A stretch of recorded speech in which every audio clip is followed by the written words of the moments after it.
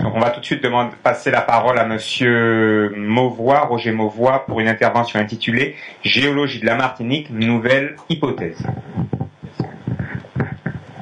D'abord, vous dire que c'est avec beaucoup d'émotion que je présente ici pour la première fois une hypothèse. Après plus de 40 ans d'observations géologiques réalisées sur notre continent, en particulier au Mexique, où je réside, je découvre que mon île, la Martinique, n'est peut-être pas seulement le simple amas de volcans successifs que l'on croit. Durant un séjour de vacances, un beau jour de ciel découvert, je constate que les pitons du Carbet, à simple vue, n'ont pas la structure de cône des nombreux volcans que j'ai connus au Mexique.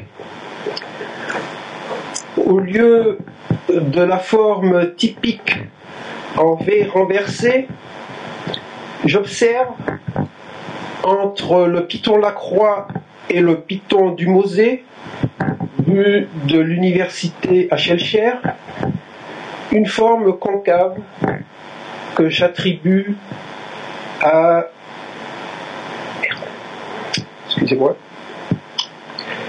un pli synclinal. Peu après, je constate, depuis le morne des Cadets, de l'autre côté des pitons, la même forme synclinale.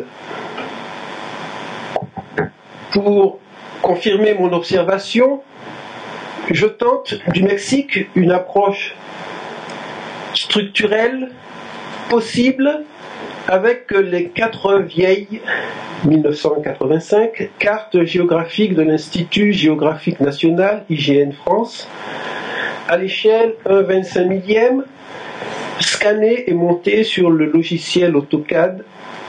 J'ai pu extraire les courbes de niveau équidistantes de 50 mètres du jeu complet des courbes équidistantes de 10 mètres.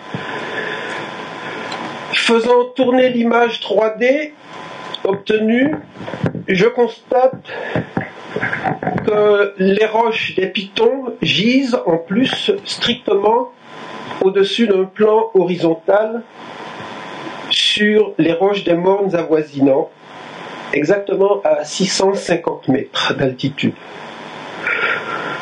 Pour moi, pas de doute, ayant le pli synclinal et le plan qui le coupe, nous serions en présence d'une troncature basale, relation structurelle que François-Hélène Berger, mon prof de spécialité à Orsay, considérait comme le premier et principal critère révélateur d'une nappe de charriage. Ce phénomène de nappe de charriage fut découvert dans les années 1880 par Marcel Bertrand,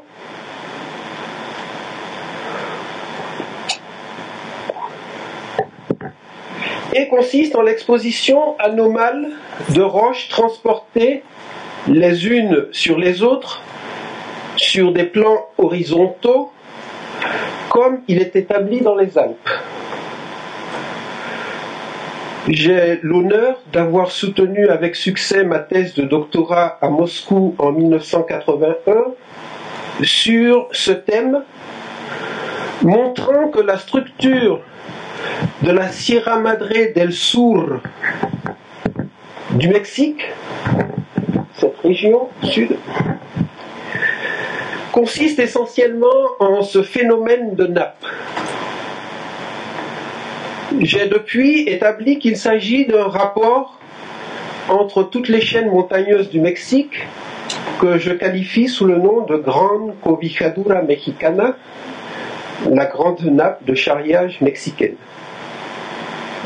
Sur cette carte, montée à partir des cartes 1/250 millième du Mexique. Chacune de ces cartes couvre l'équivalent de 20 fois, plus de 20 fois la surface de la Martinique. Je dessine ici en bleu les contacts géologiques qui révèlent la présence d'un plan horizontal dans la majeure partie du Mexique à 2000 mètres d'altitude. Selon cette hypothèse, sur tout le territoire du Mexique, d'énormes épaisseurs de roches marines et volcaniques qui constituaient les mers et les arcs insulaires périphériques du continent américain face à l'océan Pacifique en subduction, tout comme actuellement les Philippines, les Kuriles et le Japon autour du continent asiatique face au même océan, se sont simplement installés au Miocène sur le bord des Amériques, après un gigantesque mouvement de translation de centaines de kilomètres sur une surface subhorizontale qui, dans la majeure partie du territoire mexicain, se situe à près de 2000 mètres d'altitude. J'ai même osé manifester que ce phénomène concerne toutes les chaînes américaines de l'Alaska à la Terre de Feu, après analyse de la cartographie géologique régionale.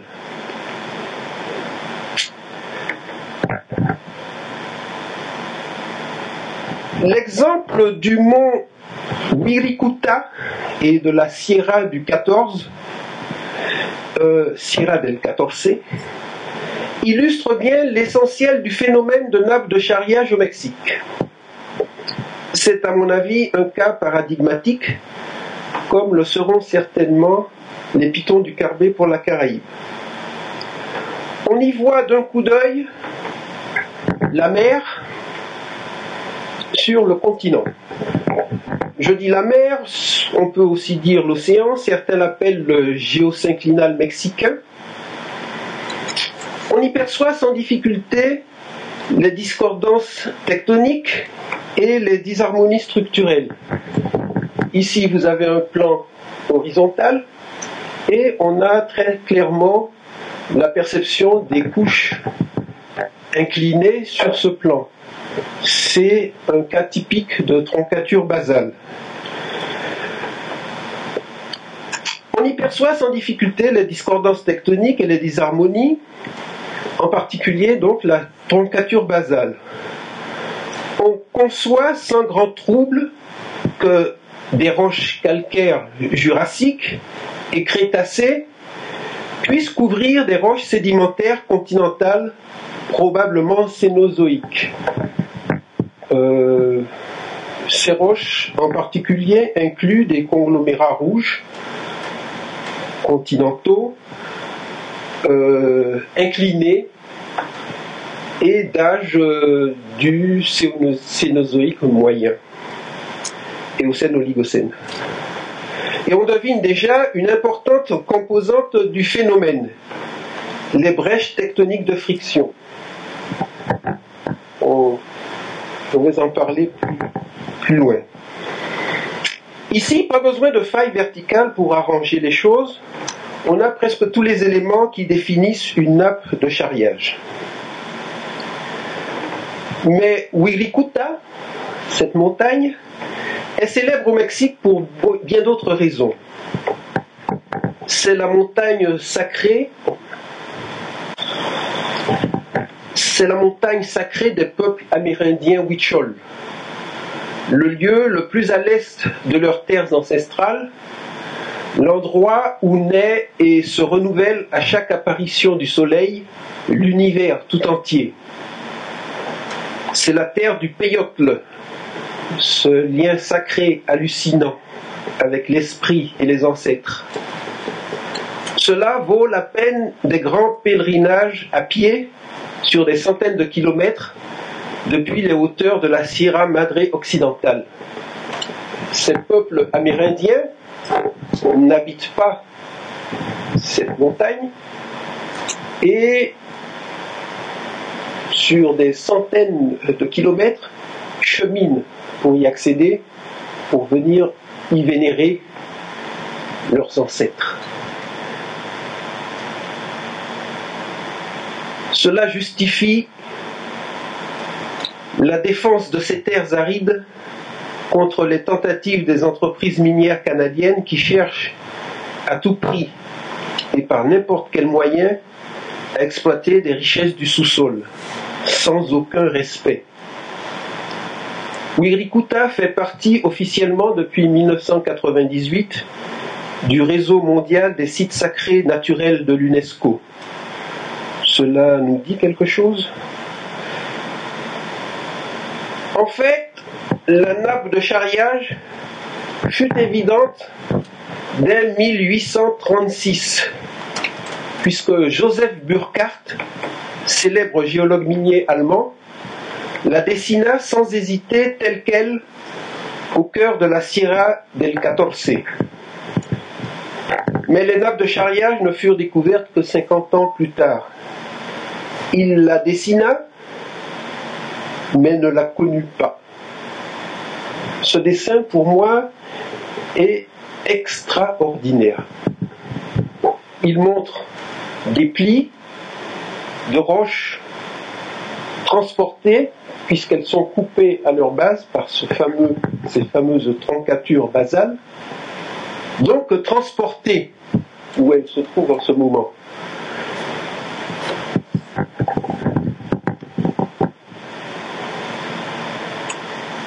Il la dessina donc, mais ne la connut pas, puisque les nappes dans les Alpes furent découvertes dans les années 1880 par Marcel Bertrand.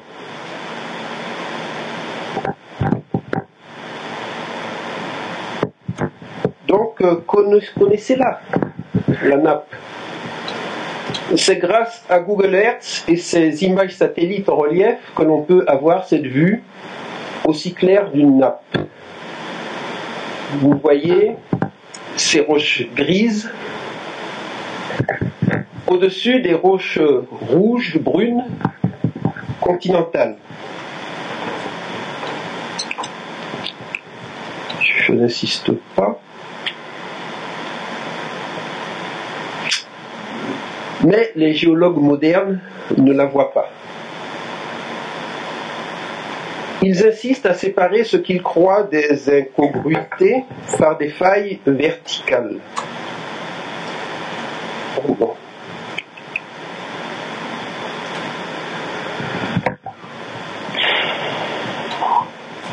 Voyez vous-même, des failles verticales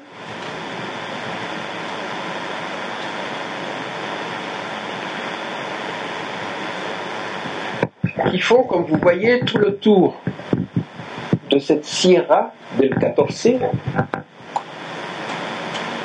et, à mon avis, très clairement sur un plan horizontal.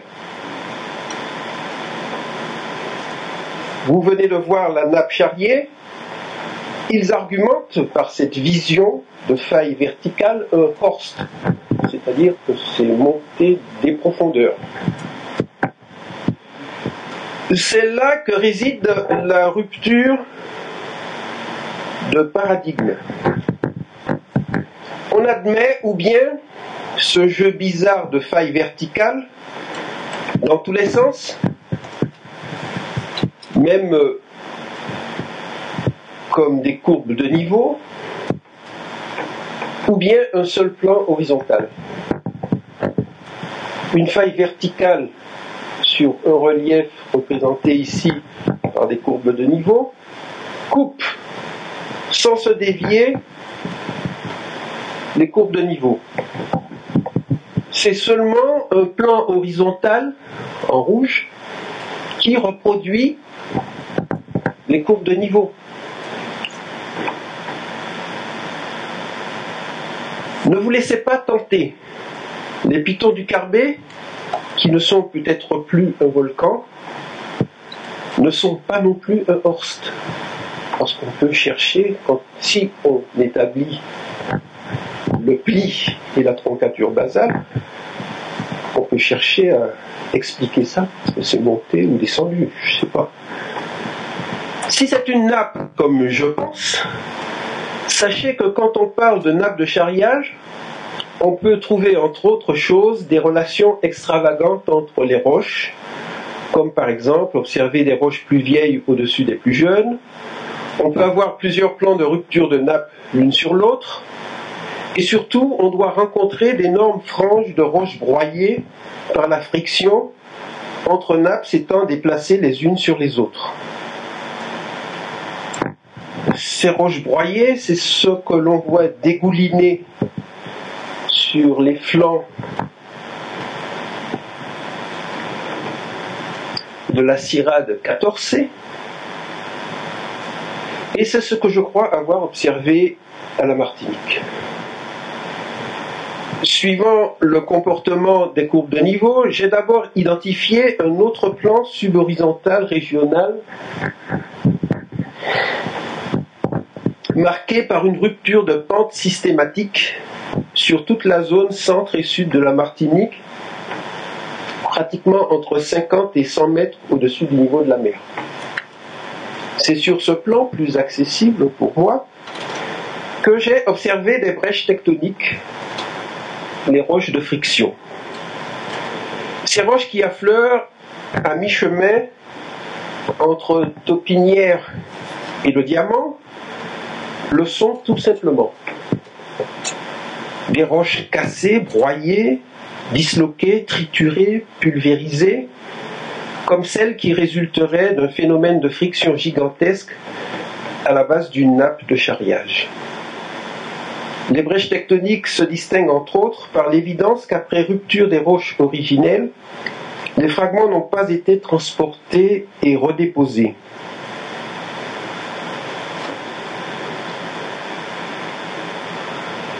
Ça, c'est un cas typique mexicain, à Oaxaca.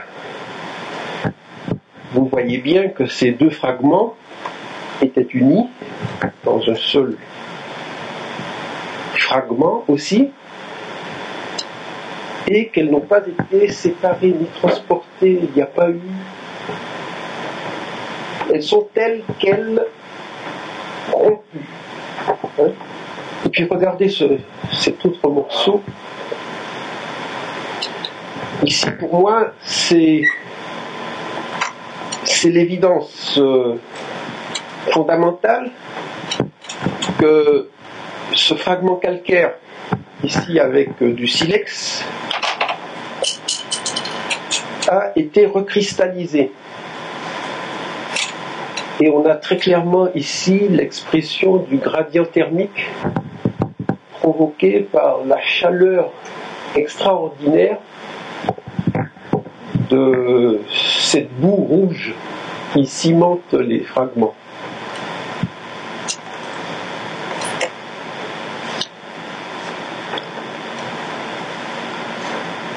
Au Mexique, elle présente bien ces caractéristiques. Il faut donc savoir les identifier, ici aussi.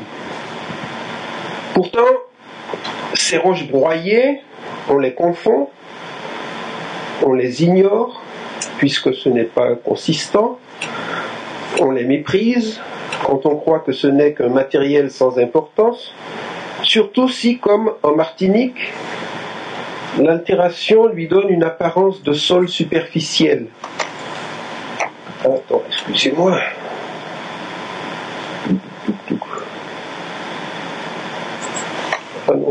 Donc ça, c'est un aspect classique des brèches de friction au Mexique. Et ça, c'est ce que j'ai vu. Oui, d'accord. Aux alentours de la carrière Lompré, qui de toute évidence extrait ce matériel naturellement trituré, comme le font toutes les grandes entreprises cimentières du Mexique.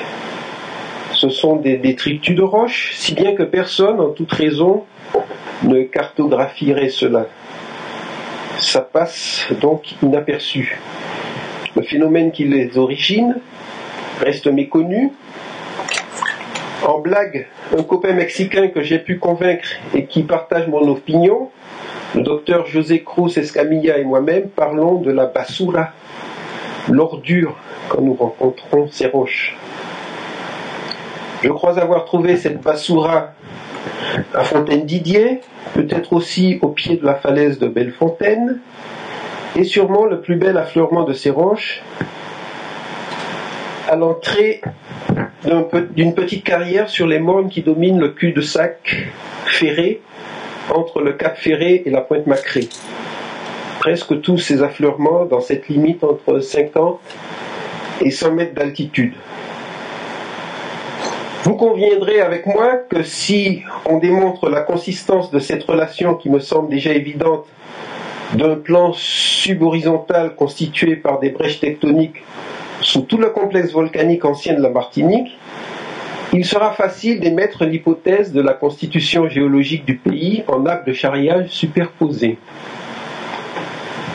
La nappe la plus élevée étant dans cette hypothèse celle rémanente des Pitons, avec cette grande gouttière synclinale, l'autre en dessous celle du complexe volcanique déchiqueté par l'érosion en grands clips isolés, des grands mornes du nord, du centre et du sud, et sous tout cela, à la base, les tufs ponceux fins du Diamant, de la Manzo, du Vauclin-François. C'est à grosso modo l'image préliminaire que j'ai en tête sur la constitution géologique de la Martinique. Alors surgissent les questions, les doutes. Sachez simplement que mon professeur Gleb Dimitrievitch Ashgirei, qui dirigea ma thèse de doctorat, nous assurait sans ciller que les nappes se déplaçaient certainement sur des centaines, voire des milliers de kilomètres. Marcel Bertrand, le précurseur lui-même, admettait que pour voir les choses, il faut les croire possibles. Ce qui constitue actuellement la Martinique, à part la Pelée plus récente, serait en fait, si on l'admet, un amas de roches volcaniques de diverses régions, rassemblées et transportées sur des centaines de kilomètres, et finalement déposées les unes sur les autres tout au long de la petite frange des îles.